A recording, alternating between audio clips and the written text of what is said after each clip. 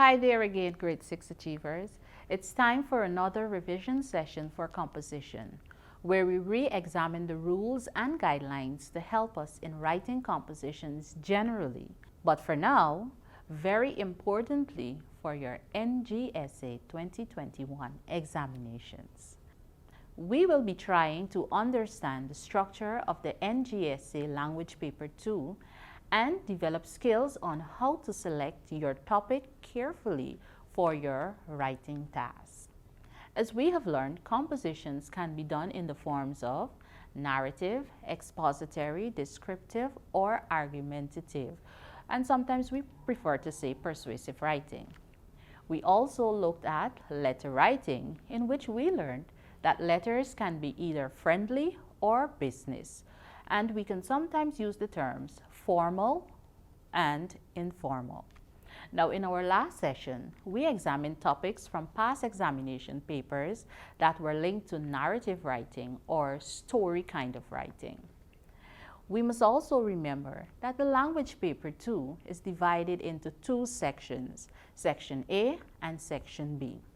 One section will have all the letter writing scenarios, while the other will have those in which we have to write our compositions. As I mentioned earlier, in this session, we will be examining various scenarios linked to descriptive writing style. It is important to note that the scenarios linked to descriptive writing demand that the writing done creates a clear picture in the mind of the reader. This can only be achieved with the extensive use of words that give clear descriptions, such as adjectives and, in some cases, adverbs. In writing a descriptive composition, you must first be able to understand what it is that you were asked to describe. Are you asked to describe a person? Is it that you have to give descriptive information about a place, an animal, an object, or is it an event? If the scenario is directed to describing a person, words must give information about the physical appearance, attire, meaning things they wear, qualities, and maybe hobbies or career. And by qualities, we talk generally about how the person comes over, their morals, their values, and all of that.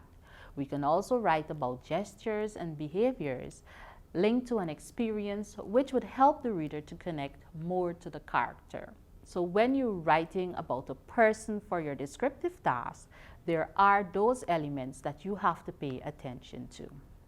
Now, if the scenario is directed to describing a place, the words used must give information about location, the physical layout of this place. Are there buildings, the size, the design? You can also talk about the atmosphere. Is it noisy or peaceful? Is it more of a natural designed location? Are there animals, trees, mountains, beaches? Talk about that. Or it may even be a place that you created, and as such, we say it's a fantasy world. Wherever it is, a clear picture must be created by using the best words. If the scenario is directed to describing an object, it is important to pay attention to the color, the size, the shape, the texture, which would tell you about how it feels. You could also think about the sound, if it's an object that can produce a sound, and the uses or movements of that object. But remember, the focus may also be about an event or an experience that you were a part of. For such a task, pay close attention to things such as time, when did it take place, location, where, the type of event or activity, the mood or the atmosphere, things that were present, things that happened with clear explanation. Regardless of what you are describing, the elements of sensory details, and sensory details would include our senses, our sense of touch, taste, smell, hearing. It must also include the element of figurative language, and the use of precise words must be done. Remember, the goal of descriptive composition is to help the reader see and engage with the details of the story. They must in their minds see what you are talking about, or in front of them visualize the image that you're creating by using the best words. Now let's examine a few scenarios and try to determine the focus of the descriptive writing. The first, describe your experience when you visited a dentist and extracted a tooth. I'll read that again. Describe your experience when you visited a dentist and extracted a tooth. Now, what is that scenario asking you to do, or what is the task in this first scenario that I gave you? What are you describing? Are you describing a person? Are you describing a place, an object, an experience? What is it? Yes, you're describing an experience. Now, whose experience is it? Who went to extract the tooth? Was it your brother, your friend, your mom? No. It said, describe your experience when you visited a dentist and extracted a tooth. So in a case like this, when you are writing, it has to be a personal experience. And if one chooses to write on this scenario, you might not have ever extracted a tooth, but from the experience someone else shared with you, you might want to put yourself in that shoe. Make the experience yours. It can be done, but be very careful. Remember, you are not just visiting the dentist, but you extracted a tooth. So those details are very, very important. The next, the vacant house next door. The vacant house next door. Now, what is the main focus in this? Yes, the vacant house. So in this, you're not just talking about the physical look of the house, which it's very important that you do because it's the vacant house. How would the person be able to identify this house if they were going where you live? If they were reading your story to learn about this vacant house, you must give them a clear description. But what you could also do is probably give a scenario or an experience that you had. Maybe if you went close to this house, went next, or something you saw at the house. So the person now could understand clearly what happens at this vacant house. Write a composition on my favorite dish. And I know this one can be quite exciting, especially if you do have a dish that you enjoy. Maybe that your parents prepare. So you have to give us all the things. Tell us, why is this dish your favorite dish? We want to know about it. So when you write your composition, we must be able to see that dish on a plate and just be able to engage in the experience that you are sharing. You are the best performing student of your school at the National Grade 6 Assessment. Write a letter to your friend about your graduation ceremony. Now listen to this part. Describe at least 3 ways the ceremony was special to you. You are the best performing student of your school at the National Grade 6 Assessment. Write a letter to your friend about your graduation ceremony. Describe at least 3 ways the ceremony was special to you. So in this scenario again, you are describing an event, something that happened. So you have to use words that would give us a clear understanding or create a clear picture of what this day was like. But it must be specific to 3 things or 3 ways in which this ceremony was special to you. So you really have to be careful. Remember, for whichever scenario you choose, you must do a careful plan before you begin to write. Describe a religious or national festival in which you participated. Again, this is an event. So we're talking about location, about time, about mood or the atmosphere around, and something that you did, something that happened during the celebration. Describe how you would make a kite that you would like to fly for Easter. Now, in this scenario, one might be tempted to say that it is more expository. Yes, but why are we discussing it?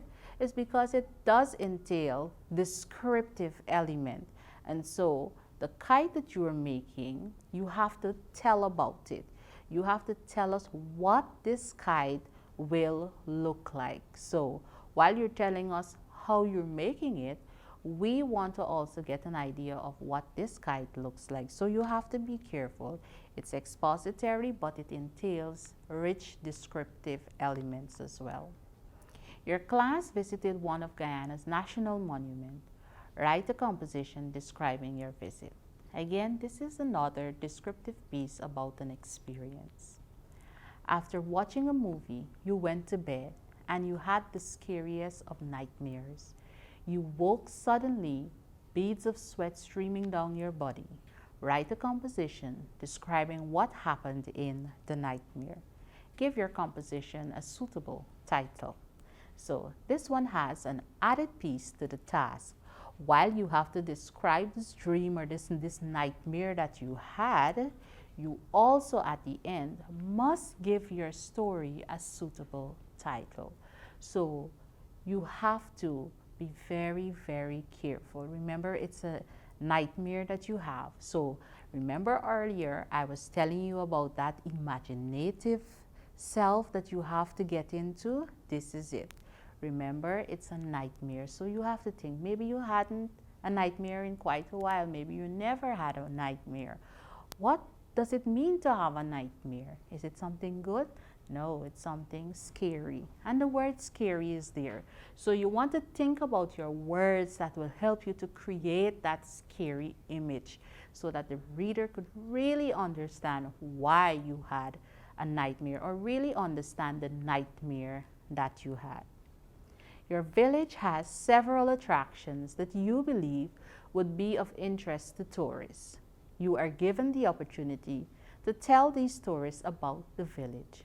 Write a letter for a tourist magazine in which you describe 3 areas of interest in your village for tourists to experience.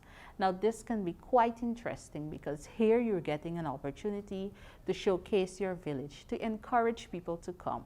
And so we must use language that really gives a vivid picture of what your village looks like, and it should be something that would really want to draw me to come and visit your village.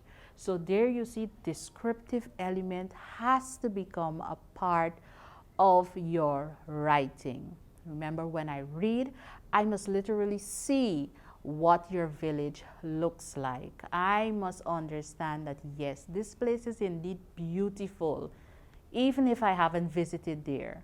But because of the words that you use to describe these things in the village, I must say to myself that yes, this village is indeed beautiful. The key word for understanding descriptive task is describe. So you want to be careful and look out. Or if you don't see the word describe, sometimes they could say give a vivid picture or something of the sort. So you know that you might say, do I have to draw? But they ask me to write, even though they say give a vivid picture. You should understand that you have to do it through the use of the most appropriate words. Now, in descriptive writing, as we said with narrative writing, try to do your plan, outlining the relevant words and ideas before you begin to write. The structure is relatively the same for narrative writing. You must have your heading or your title. This would help you to guide your writing. What is it we're writing about? What is it I'm describing? And so every time you might be juggling with a thought, you look back at your title and you remember, oh, I'm describing. You don't want to go off track because very often we can write off of the topic and that can cause us to lose a lot of marks. And if you're talking about your pet, the dog, you might want to include something about your other pet, which is the cat, and then end up saying more about the cat than the dog without even realizing it. It can happen unconsciously. That is why you want to have that title or your heading, so that from time to time you just look at it and reflect and make sure you are on par with your writing. Remember, in your writing piece also, there must be an introduction. In the introduction, you introduce general ideas and identification of what is being described. So there we must understand what your entire composition would be about. In the body, which you would say is the middle of your composition, we should have paragraph 1, 2, and 3, where you try to give those elements of description in details. If it's the person and you want to talk about the person's physical outlook, you can do that in one paragraph. Then if you want to talk about their behavior and their personal qualities, you can do that in paragraph 2. And you could also talk about their interests or the things they like. That would help us to understand more about the person. So you have 3 paragraphs that would be addressing 3 different areas of description. So we can get an entire picture of this person that you are asked to describe. Now, in some of the scenarios, like the one you had to write about your village, it clearly said in the last part of the task, describe at least 3 areas of interest. And so there, that can be your 3 paragraphs. So 3 areas of interest. That can help you to develop your composition very easily. So in the introduction, you can generally give ideas, as we said, and then you identify the place that you are actually describing. You can give us the location, and then your paragraph 1 could be on the first thing that you want to tell us about your village, some part of your village that you think that tourists would be excited to come to see. Then paragraph 2, you might want to talk about activities about and experiences that tourists can have. That's another point. And you have the 3rd paragraph to do another point and wrap up your writing. Now remember, each paragraph can address an area of description. So don't feel that you have to bunk it up or bulk it up in one paragraph. It can be done in different parts. And your conclusion, as we always say, it gives an idea of your general feelings and the closing sentence.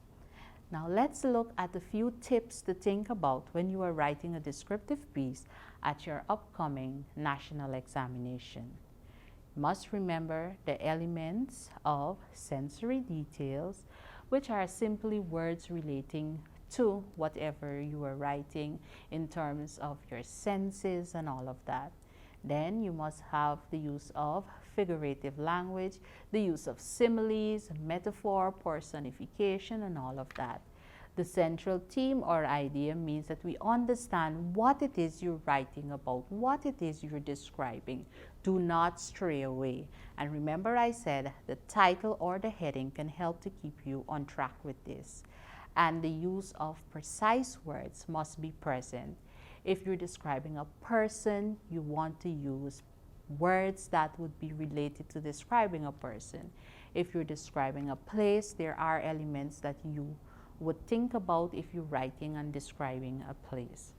Try to make sure that you are clear whether you are describing either one of these, whether you're describing a person, place, object, event, or experience. Well, boys and girls, I hope that you were paying close attention to this lesson.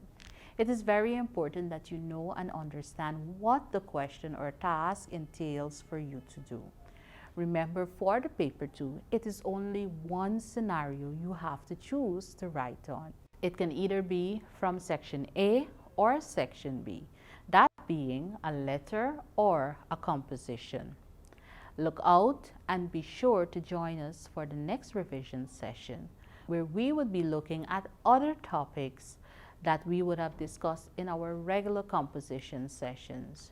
Remember, the more you write, the better you become. So continue to practice. This is Ms. Shamshideen saying goodbye.